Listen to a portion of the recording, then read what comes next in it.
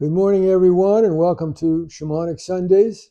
Gratitude for your life, for my life, and for the life of this young man next to me, who's one of my grandsons, Luke. And Luke has some questions that he's going to ask me, unrehearsed here. I have no idea what he's going to ask, and he's always been kind of a troublemaker. So God knows what he's going to come up with here to try to embarrass me. But I'll do the best I can. And gratitude to you, Great Spirit, for all the gifts of all of our lives and whatever comes through from the questions that Luke asks and whatever response comes through me, which comes from you, may that flow out into the field for healing of the sacred hoop. A little more kindness, love, and healing of hearts, minds, and spirits. May it be so.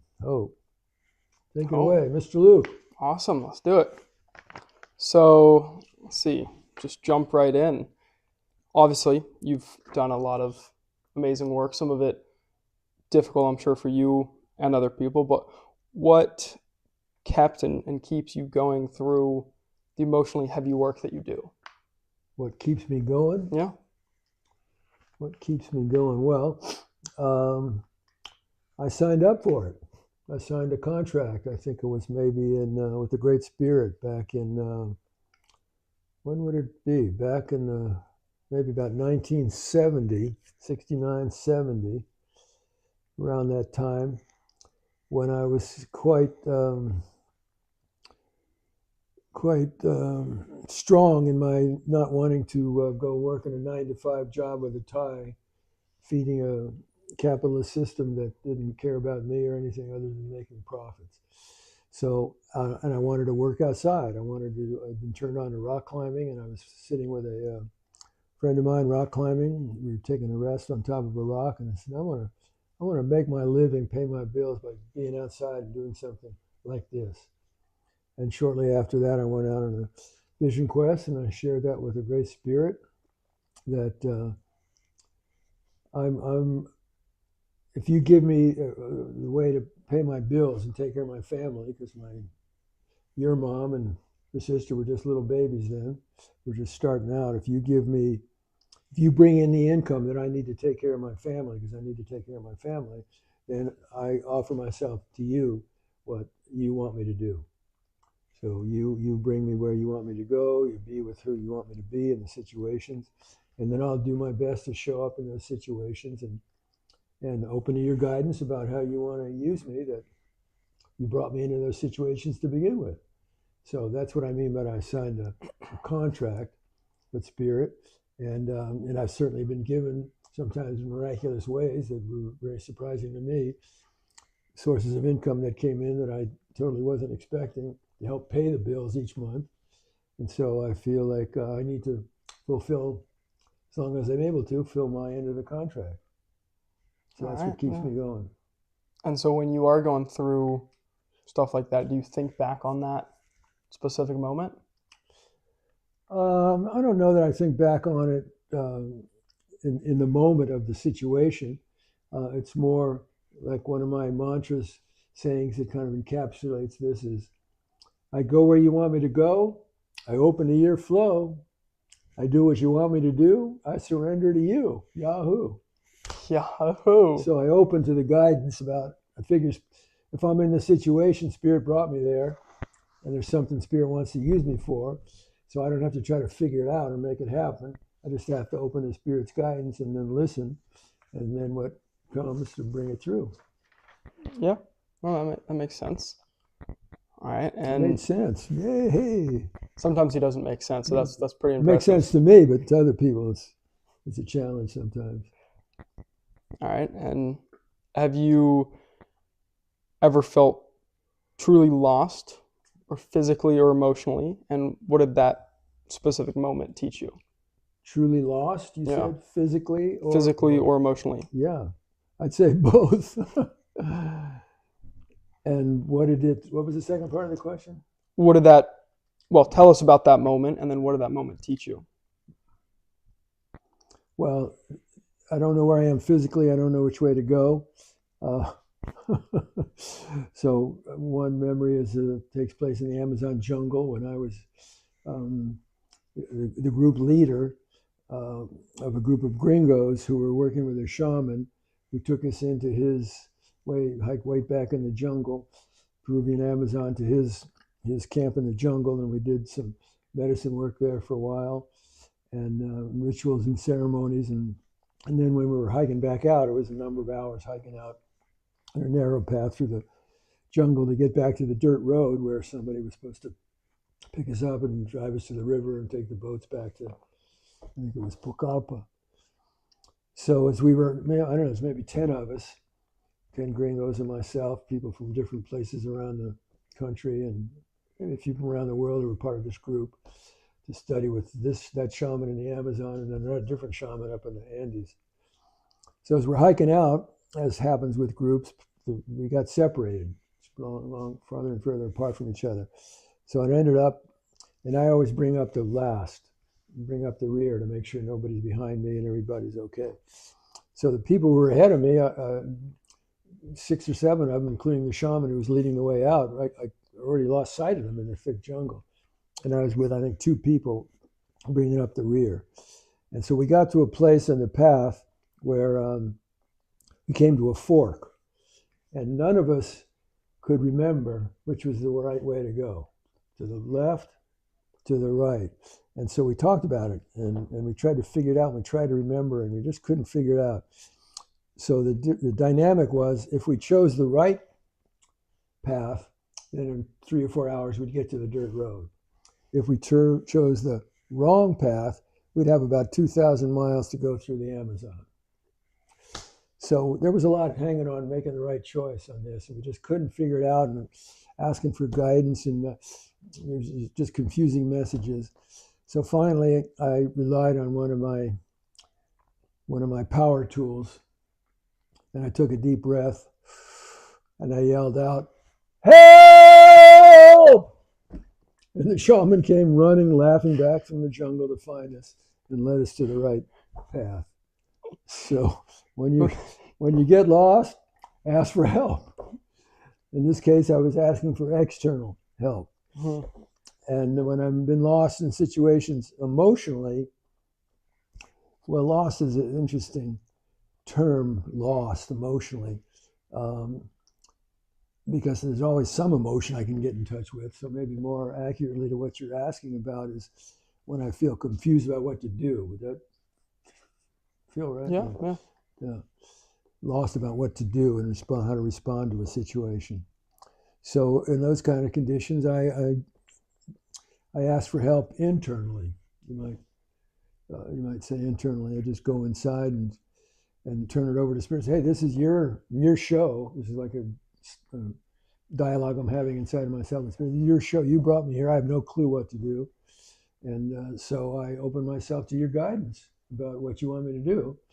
And when I do that, then I put a responsibility on myself to, well, now I have to pay attention to everything because I don't know how, in the mystery of the way spirit works, guidance might come to me.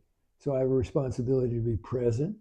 I have a responsibility to be present with the fullness of my being, paying attention to what I see, my eyes open, what I might see, my eyes closed, what I feel, what I intuit, what might come from the field in some way or might just rise up spontaneously into my awareness. I have a responsibility to pay attention, and when I do that, that process works for me. I practice patience, just breathing in, breathing out, and until something comes, I can't go wrong with just keeping my heart open and just sending light and love to that person and the people in the situation, and waiting until something comes, and something always does come in one way or another. So trust. It's like it's recognizing. There's a physicist, John Wheeler, who said we live in a participatory universe. And what he meant by that is everything, whether it's alive or not, is composed of atoms, which are vibrations of different energy patterns for a period of time. And in those vibrations of energy is information. So there's always, everything's communicating. This is communicating. Your table's communicating. Everything's communicating. And like you as a surfer, when you go out to surf, you watch for the waves and you get the information of the waves, and then you catch one, because you've got the skill and you practiced it and developed it to be able to catch that wave and then ride it to where you want to go, connecting with a power that's bigger than you, and then you're able to enjoy the ride using that power that's bigger than you. So that the participatory universe is always sending us information. It's never not. And if I'm not in touch with it, then I need to look at, well, is my antenna shut down? Are my pipes clogged up? Am I not paying attention? Am I so fixed with my own chatter in my mind? I have to quiet and release and let go and open with humility and avail myself of the wisdom that's always available. I love it. Couldn't imagine being at a fork, literally in the road, and in the path, in the dirt path. But yeah, we had two options. So fork in the road. Right. Yeah. Right, Okay. yeah. Road, dirt path. Yeah. Right. Exact opposite destinations. You get back to the camp or whatever the next thing you need to go to, or into the middle of the Amazon. That's pretty different. Yeah. That's why, since we didn't have clarity between the three of us, and I didn't have clarity inside of myself, I relied on my vocal cords. Yeah. Well, you screamed for help, literally. Yeah, and if he hadn't shown up, I still might be in the jungle trying to find my way out. Yeah. Okay. And well, you talked on this a tiny bit, like stuff that you believe or have started to trust, but like, what is one truth that through your career and your life and your experiences that you have come to trust deeply? The wisdom of nature. And the wisdom of nature is cycles and rhythms and change, ongoing change. And don't stay rigid trying to hold on to something, including what you believe in is true, but stay open with humility to always learning, always being able to learn, because we do have access to the infinite creative wisdom power of the universe. We have access to that. We live in it, and it lives inside of us. And so we have what I call embedded wisdom codes within us through billions of years of evolution. And certain activities, like a vision quest, working with medicine, plant medicine, ceremonies, meaningful ceremonies, meditation, mindfulness practices, can activate those embedded codes that contain the wisdom guidance for what would be most opportune to put our attention into, our thoughts, our feelings, our behaviors, how we interact with life, with people, and with the challenges that come to us in a way that has the potential to open the doorway to bring through fullest blossoming, greatest good of why we're in those situations to begin with. So I trust the wisdom of nature and how every spring, I'm 80 years old, but every spring when I see the new buds come out of the plants, it just totally blows my mind. The growth power that comes out of the earth into all of creation, and that comes into us also. So we have the power to, when we listen to the inner guidance about how to live our lives in a way of integrity and authenticity and soulfulness and follow our hearts, to experience, grow into our highest potentials in this life. We have the ability to do that if we listen to that wisdom guidance, which is not about ego. It's not about me. It's about we. It's about thee, the creation, and how to work in harmony and balance with that wisdom power of the universe to create the kind of world we're capable of creating, a peaceful and just and beautifully diverse, what I call win-win world for all. We're capable of creating that. I love it. And we actually just outside in our yard, I don't know if you noticed it, but we have a few plumerias that are starting to bloom. I did notice that. I Very think exciting. 2 days ago they weren't even there. Yeah. And then yesterday, or I think maybe it was today, this morning or something, within a day and a half, nothing to like full plumeria blossom. It was pretty impressive to notice. It's amazing. Yeah.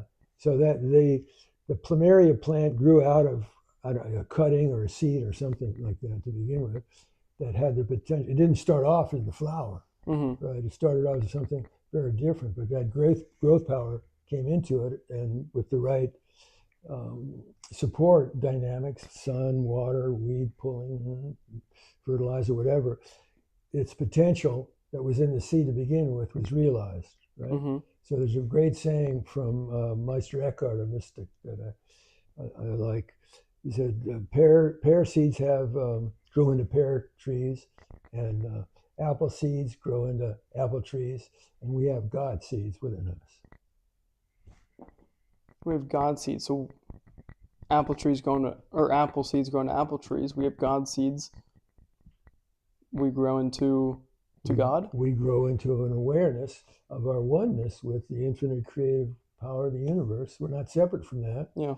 And some call that God, or the Tao, or the flow, or all kinds of names. Yeah.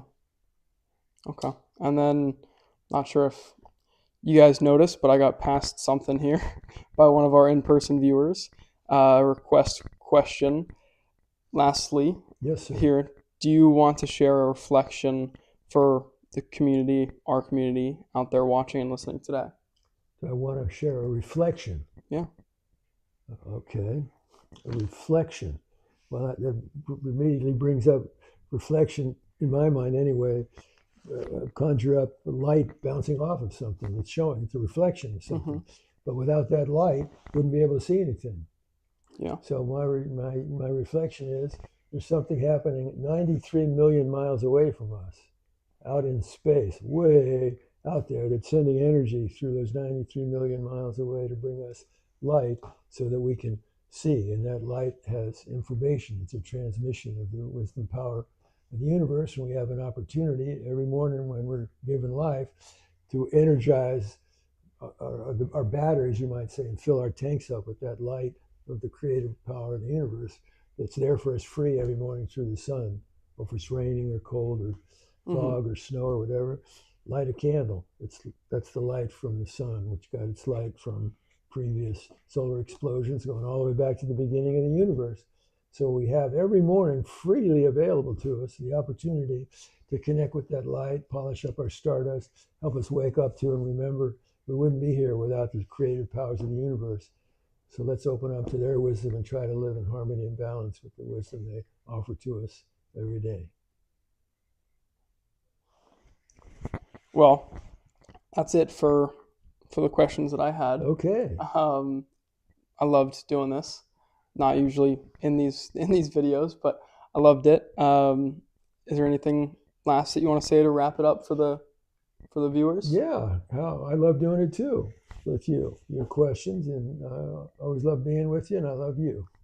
So love you too. May our love flow out to everybody listening, and sending you love, and enjoy this day that you're given, and you're a sacred, worthy, luminous being, and you are loved, and your love is forgiven. There you go. Woo!